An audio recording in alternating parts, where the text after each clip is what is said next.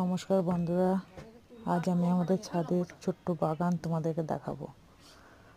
দেখো, এখানে আমার শাশুড়ি গাছের সব পরিচর্যা করে।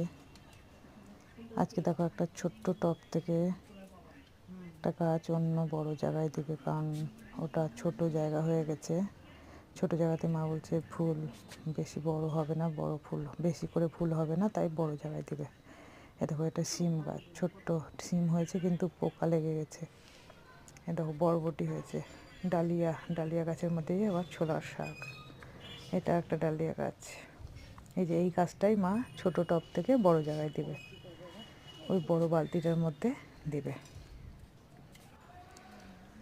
এই দেখো, এটা আমাদের একটা কলকে ফুলের গাছ। এখানে আছে তোমার টাইম ফুল।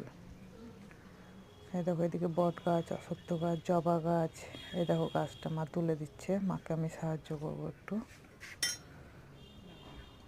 মা তুলে সাইড দিয়ে মাটি দিয়ে দেবে।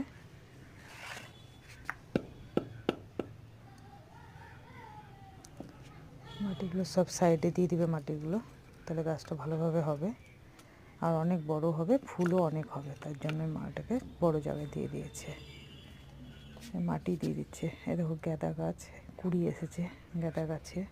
এটা আলু গাছ, এটা একটা গাঁদা গাছ।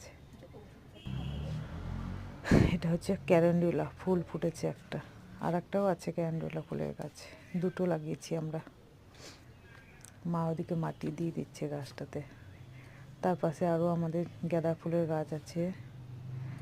আর এই ফুলটার নামটা আমি ঠিক মনে পড়ছে না, বলেছিল নার্সারিতে, কিন্তু গাছের নামটা আমার মনে পড়ছে না।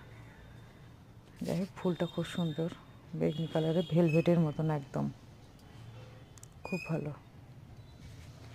এই দেখো, বেগুন গাছ, দুটো বেগুন গাছ লাগিয়েছি, ফুল এসছে। এখন বেগুন কেমন হবে জানি না।